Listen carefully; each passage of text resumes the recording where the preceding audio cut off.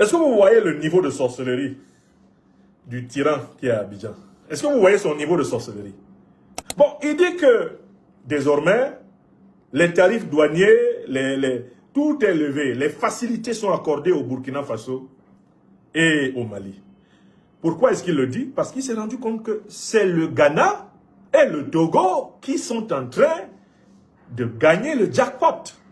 J'étais au Togo, de l'hôtel du 2 février où j'étais placé, j'ai contemplé le port de Lomé. Safroulaye. Mais il n'y a plus de place, il n'y a presque plus de place au port de Lomé. Je dis que le port est rempli de navires, comme jamais. J'ai demandé, mais est-ce que ça a toujours été comme ça? On dit non. Comme les pays voisins ont refusé d'être solidaires, et ils ont refusé d'être solidaires envers nos frères du Niger, du Burkina, du Mali. Bon, nous, de toutes les façons, nous sommes au service de l'Afrique, donc on a ouvert. Allez dans les ports ghanéens. Tout ce que Ouattara et Talon ont perdu est récupéré entre Lomé et Accra. Donc maintenant, c'est les pleurs. Des tas d'entreprises, petites et moyennes entreprises, ont fermé. Des tas d'entreprises, des entreprises, même semi-publiques, ont fermé. Les caisses des douanes ivoiriennes, béninoises, elles sont à blanc. Donc il faut que vous compreniez pourquoi Ouattara change de chanson. Pourquoi Ouattara devient doux et tendre. Et je vous ai déjà prévenu, je connais le loustic. Ce monsieur, quand il devient gentil avec vous, c'est là qu'il est le plus dangereux. Et on connaît le mot de passe de Ouattara. Quand il veut vous désigner comme une cible, il vous appelle mon fils. Ce monsieur, il ne faut jamais le laisser vous appeler mon fils. Si vous appelez mon fils, vous êtes mort dans ses calculs. Il a recommencé. Mais le président Assimi Goïta, c'est un fils à moi. Attention. Il a recommencé encore. Mais Abdourahmane Tiani, c'est un jeune frère, mais c'est pratiquement un fils. Il a l'âge de photocopier à peine là d'ailleurs. Hein, ce sont des jeunes gens. Ah non. Mais quand tu as Ibé, mais Ibé Kakao, mais c'est mon petit-fils. Les Traoré sont les enfants de Ouattara. Hein, Dominique? Oui, chou. Quand il commence comme ça, sachez qu'il entre dans une nouvelle phase de nuisance. Bon, donc, Alassane Dramane Ouattara revient à la raison parce que le port d'Abidjan se meurt. Parce que la trésorerie ivoirienne est au rouge. Par sa faute, c'est lui. Mais il y a une deuxième raison pour laquelle Alassane Dramane Ouattara s'empresse de changer et de faciliter l'import-export du Mali, du Burkina Faso et du Niger à partir du port d'Abidjan. Vous savez quelle est la raison? Par cette facilité, il veut accélérer la fluidité de circulation des marchandises entre l'AES et la Côte d'Ivoire. Qui dit accélération et fluidification de la circulation des marchandises dit accélération et fluidification de la circulation des armes. Je recommence. Le deuxième intérêt de cet assouplissement, c'est la fluidification et la facilitation de la circulation des marchandises à l'entrée et aux sorties de l'AES. Parmi les marchandises que Ouattara a toujours pris plaisir à introduire dans l'AES, il y a les armes. Confère 2022, l'affaire des 49 Wagner. Confère des enquêtes qui ont montré que les véhicules utilisés par les groupes terroristes dans la région de Mopti avaient tous été immatriculés et introduits au Mali à partir de la Côte d'Ivoire. Confère les nombreux chefs terroristes et groupes terroristes qui, quand ils sont en difficulté au Mali ou en Côte d'Ivoire, au Mali ou au Burkina Faso, se replient en Côte d'Ivoire où ils sont en sécurité, protégés par l'armée. Donc, Alassane Dramane Ouattara cherche à faire baisser la vigilance des pays de l'AES. Par cet assouplissement douanier, il veut fluidifier l'entrée et la sortie des marchandises, c'est-à-dire l'entrée et la sortie des armes. C'est-à-dire l'entrée et la sortie des terroristes. Ça, c'est la deuxième raison pour laquelle ce monsieur est soudain gentil. Alassane Dramane Ouattara rétropédale piteusement à Abidjan. Il vient unilatéralement, urbi et orbi, d'envoyer un véritable appel au secours qu'il adresse au président malien Assimi Goïta, au président burkinabé Ibrahim Traoré et tout naturellement qu'il adresse au président nigérien Abdourahmane Tiani. En quoi consiste l'appel au secours de Ouattara Dramane?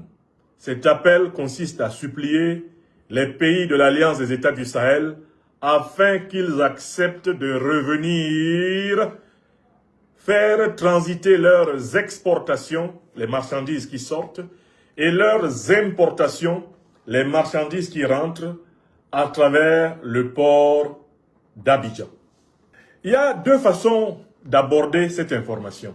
Une première façon qu'on va considérer comme banale, quotidienne, une façon ordinaire d'aborder cette information. Et il va y avoir une façon beaucoup plus sérieuse, rigoureuse, experte et profonde de l'aborder. Si on veut aborder l'information en ne cherchant pas à en comprendre tous les dessous, on peut lire le bel article synthétique qui a été publié dans l'Essor du mardi 7 avril 2026, numéro 2, 20606, à la page 3. Suppression du visa douanier, un tournant décisif pour la fluidité du commerce régional. Désormais en Côte d'Ivoire, il n'y aura plus de visa douanier pour les exportations vers le Mali et le Burkina Faso. La Direction générale des douanes ivoiriennes a annoncé le 30 mars dernier une réforme majeure visant à simplifier les échanges commerciaux avec les pays de l'Interland. Désormais, le visa des représentations douanières du Mali et du Burkina Faso sur les déclarations en détail de marchandises à destination de ces pays est supprimé. En effet, quand vous lisez cet article de l'Essor, vous avez le sentiment que la décision ivoirienne coule de bon sens. En fait, c'est une décision qui aurait dû être prise depuis très longtemps. Pourquoi? Parce que la Côte d'Ivoire, le Mali, le Burkina, le Niger, tous les pays africains sont des pays frères. Ils appartiennent à la même civilisation, ils appartiennent à la même sous-région, les populations sont brassées, elles vivent ensemble et ce sont des peuples qui sont condamnés et même qui ont le bonheur de vivre ensemble. Donc, on devrait s'attendre à ce que partout en Afrique, de telles mesures soient prises. Car ce sont des mesures qui favorisent la naissance d'un marché intérieur africain, la circulation harmonieuse des biens et services et la prospérité des particuliers et même des entreprises, des États. La prospérité des peuples.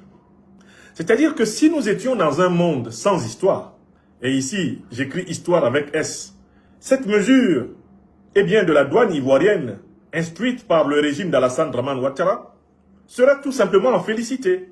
Il n'y aurait vraiment pas beaucoup de commentaires à faire dessus. On dirait que tous les autres pays côtiers africains fassent preuve de la même diligence envers les pays sans littoral et qui pourtant ont besoin d'exporter et d'importer des marchandises. N'est-ce pas?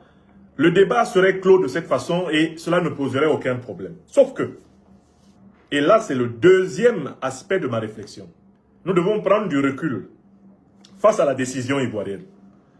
Non pas parce que la décision en elle-même est mauvaise, non, c'est une bonne décision. Formellement, tous les pays côtiers africains devraient prendre des dispositions similaires envers les pays non côtiers, les pays sans littoral.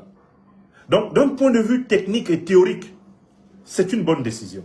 Mais seulement, avec la Côte d'Ivoire en 2026, l'Afrique n'a pas simplement affaire à de la technique et à de la théorie. L'Afrique a affaire à un type particulier de gouvernants. Il y a un type particulier de gouvernants qui sont à la tête de la Côte d'Ivoire. Ce sont les gouvernants du RHDP, du régime d'Alassane Dramane Ouattara. On est obligé de se demander, qu'est-ce qui explique cet assaut de gentillesse? Qu'est-ce qui explique ce retour du bon sens? Qu'est-ce qui explique ce sursaut d'intelligence? Qu'est-ce qui peut expliquer cette ouverture? Qu'est-ce qui peut expliquer cette gentillesse? Alassane Dramane Ouattara serait-il soudain converti à l'amour de l'Afrique?